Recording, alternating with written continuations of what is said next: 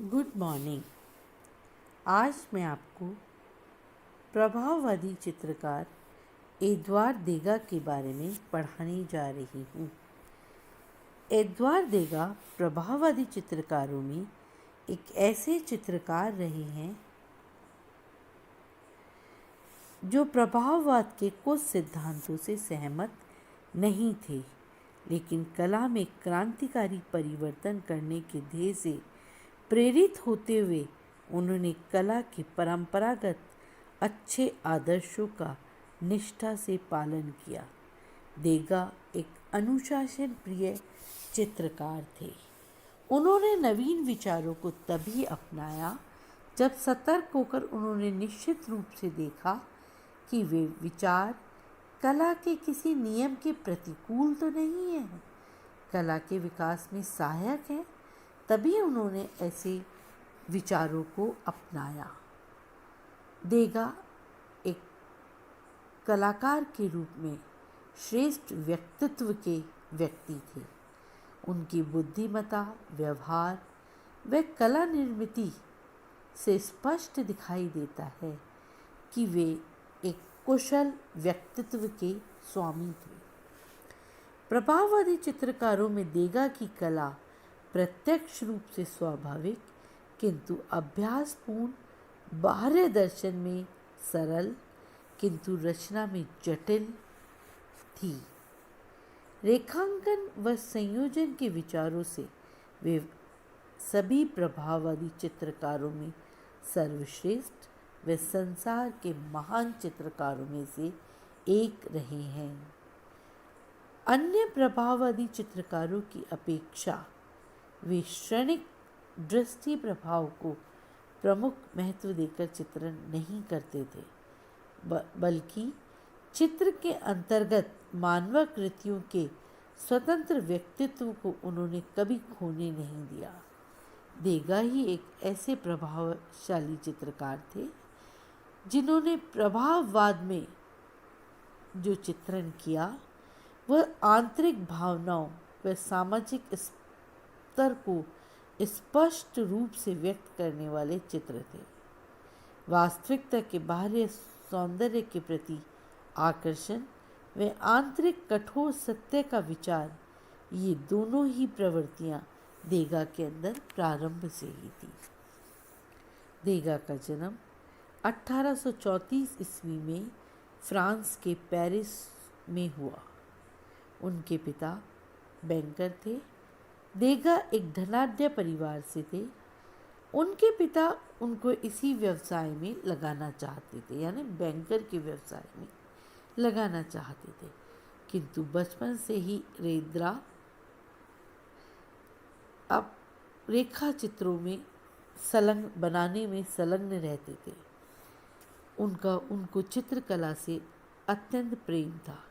अतः पिता ने हार कर उनको अग्र के शिष्य लुई लामोत की चित्रशाला में प्रवेश करवा दिया। उस समय फ्रेंच कला क्षेत्र में दो विचार प्रबल थे। एक तो द्रेलाका के नेतृत्व में रोमांसवादी चित्रकार भावपूर्ण रंगांकन द्वारा साहसिक घटनाओं को चित्रित कर रहे थे। वे अग्र के नेतृत्व में कुछ नवशास्त्रीयवादी चित्रकार ग्रीक कला को आदर्श रूप मानकर पौराणिक व ऐतिहासिक विषयों को चित्रित कर रहे थे, लेकिन इस तरह के मार्गदर्शन से देगा असंतुष्ट थे।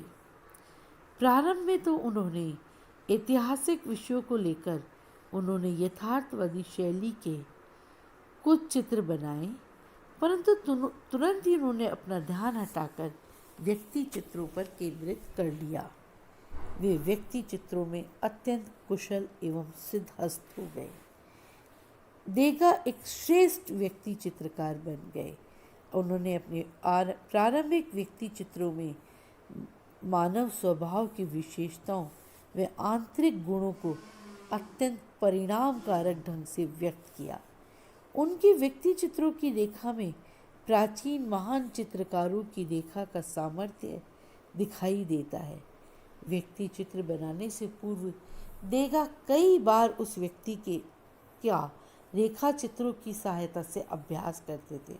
फिर अंत में उस व्यक्ति को हटाकर स्मृति से व्यक्ति चित्र को पूर्ण करते थे। समय के साथ उनके चित्रण में अधिक निश्चय व चंचल मुद्राओं व भावों को अंकित करने का सामर्थ्य धीरे धीरे आ गया। वे किसी भी व्यक्ति का के जोर देने पर व्यक्ति चित्र नहीं बनाते थे। एक बहुत ही सुंदर प्रतिष्ठित महिला ने उनसे अपना व्यक्ति चित्र बनाने की प्रार्थना की। तब उन्होंने कहा, हाँ मैं अवश्य बना दूंगा, लेकिन इसके लिए आपको नौकरानी की वेशभूषा पहननी पड़ेगी। देगा किसी के आगे झुकने वाले व्यक्ति नहीं थे। वे अपनी इच्छा के अनुसार चित्रण कार्य किया करते थे। 1870 के युद्ध में के पश्चात थोड़ा वातावरण बदल गया और इस बदली हुई परिस्थिति के अनुसार अपने चित्र विषयों में परिवर्तन करना चाह देगा ने। वे नृत्य गृह व नाटक ग्रहों के दृश्य को चित्रण के लिए पसंद करने लगे। इस समय ही उनकी मुलाकात माने, पिसारो व रेनवार आदि अन्य प्रभाववादी चित्रकारों से हुई। ये सभी चित्रकार किसी भी कॉफ़ी शॉप में चर्चाएं करते थे। वे इन चर्चाओं में भाग लेने लगे, किंतु फिर भी वे प्रभाववादी चित्रकारों के बाहरी स्थान पर चित्रण करने से कट्टर विरोधी थे।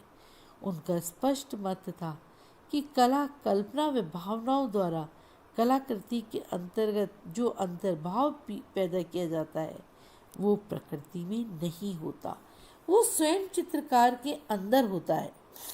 वे कहते हैं, यदि मैं सरकार होता तो रक्षकों को नियुक्त करके प्रकृति चित्रण करने वालों पर सख्त आंख रखता। उनकी मान्यता थी कलाकृति में प्रकृति का अनुकरण मात्र नहीं होना चाहिए, क्योंकि कलाकृति कलाकार की कल्पना का विकास है। प्राचीन महान चित्रकारों के चित्रों में जो वायु है वह श्वास द्वारा हम अंदर लेते हैं, वह सबसे निराली है। स्मृति से चित्रण करना उन्हें बहुत भाता था। वे केवल उन्हीं बातों पर विचार करते थे जो उनके स्मृति पटल पर टिकी रहे। वे चित्रण में भी कल्पना की सहायता से मिलकर कलाकृति को उदात्त रूप प्रदान करते थे। वे स्मृति के द्वारा ही चित्रों का चित्रांकन करते थे। चित्रकार को वस्तु के नैसर्गिक रूप की हूबहू प्रतिकृति करने का प्रलोभन नहीं होता। वह उसकी प्रतिभा भी कला की कठोर वास्तविकता से सुरक्षित रहती है। वे कहते हैं, कला का अर्थ यह नहीं है कि प्रकृति की शरण लेना है हमें। चित्र का निर्माण मस्तिष्क में होता है। एकाग्र चित्र होकर निरीक्षण करके व्यक्तिक शैली के अनुरूप उसको अंतिम रूप दिया जाता है। चित्र बनाने से पहले देगा नृत्य गृह, नाटक गृह तथा अन्य चित्रण योग्य स्थानों पर जाकर सूक्ष्म निरीक्षण करके अभ्यास चित्र बनाते और उसके पश्चात संयोजन व सरलीकरण करके लयबद्ध पूर्ण से रेखाओं से सजीव व स्वाभाविक रूप देकर चित्रण को अंतिम रूप देते थे। उनके आरंभ काल के अधिकतर चित्र तैल रंगों में बने हुए हैं। बाद में वे रंगीन खड़िया में चित्रण करने लगे। तैल रंगों में उन्होंने तैल रंग यानी ऑयल कलर्स में चित्रण करते समय उन्होंने टर्पनटाइन का अधिक प्रयोग किया, क्योंकि यहाँ पर टर्पनटाइन जो है वो रंग में जब मिलता है तो वह चित्र की सतह को पारदर्शक व चमकीला रूप प्रदान करता है। 1890 के बाद वे पूर्ण रूप से रंगे खड़िया काम में लेने लगे। रंगांकन से पहले वे खड़िया को भाप में डालकर मुलायम करके बनाते, जिससे खड़िया की रेखाएं अधिक कोमल व सरल हो जाती। देगा की विकसित अंकन पद्धति की कुछ वैयक्तिक विशेषताएं हैं। भिन्न रंगों की समानांतर रेखाओं या लकीरों से वे चित्र के संपूर्ण क्षेत्र को रेखांकित करके, जिससे उनके चित्रों में प्रकाश एवं वातावरण का चंचल प्रभाव स्पष्ट रूप से दिखाई दे। 1855 में पेरिस में हुई अंतर्राष्ट्रीय प्रदर्शनी में देगा को कुर्बे के चित्र देखने को मिले और उनसे उनको काफ़ी प्रेरणा प्राप्त हुई। द्रिलाका की स्वच्छंद अंकन पद्धति में से वे बहुत प्रभावित थे, किंतु उनकी मुख्य प्रेरणा के स्रोत थे अग्र। जब पिता के घनिष्ठ मित्र वाल्पको के साथ अग्र से मिलने का उनको मौका मिला, तब अग्र ने देगा को उपदेश दिया, रेखाएं खींचो बेटा, खूब रेखाएं खींचो। देगा की रेखा उनकी विद्यार्थी अवस्था में इतनी सदी हुई थी कि रेखांकन का अधिक महत्व करने की उनकी कोई आवश्यकता नहीं थी, किंतु वे लामोद के मार्गदर्शन में ही रेखा चित्र बनाते रहे।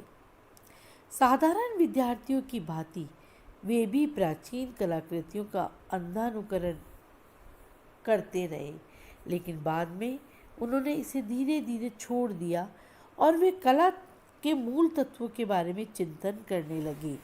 कला के मूल तत्वों को आत्मसात करने और उनका परिपालन करते हुए समय अनुरूप कला निर्मित करना देगा ने उचित माना। माने का व्यक्ति चित्र, घोड़े पर सवार महिला, जलपान ग्रह की गायिकाएं आदि आरंभ काल से उनके चित्र पूर्ण विकसित व उत्कृष्ट रेखा शैली के उदाहरण हैं। अग्र के रेखा चित्रों के समान देगा के रेखा चित्र केवल आदर्शवाद नहीं है। देगा के रेखा चित्रों में शास्त्रीय अध्ययन व नियंत्रण के साथ साथ शैली की मुग्धता, स्वभाव दर्शन व विषय वस्तु के प्रति आत्मभाव थे, जो ये गुण शास्त्रीयवादी कला में हमको देखने को नहीं मिलती। जो गुण हमें प्रभाववाद में देखने को मिलते हैं वो नव शास्त्रीयवाद में देखने को नहीं मिलते, वे सेरा के काल में देखने को नहीं मिलते। जो कुछ हमें मिल रहा है वो सब हमें हमारे इसी प्रभाववाद या फ्रेंच इतिहास में मिल रहा है। वस्तुओं के आकारों की हूबहू नकल नहीं होते हुए देख के रेखा चित्र स्वाभाविक एवं सजीव प्रतीत होते हैं। रेखा चित्रों के किसी भी हिस्से में अनावश्यक बारीकियों या अस्वाभाविकता नहीं दिखाई देती।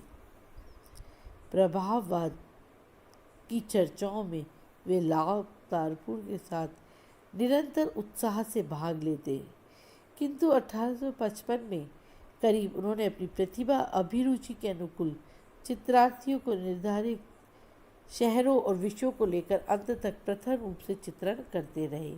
उनके चित्र विषय में शहरी जीवन के दृश्य, जलपान ग्रह, नाटक ग्रह, मृत्यु ग्रह, घुड़दौड़ के मैदान आदि शामिल है।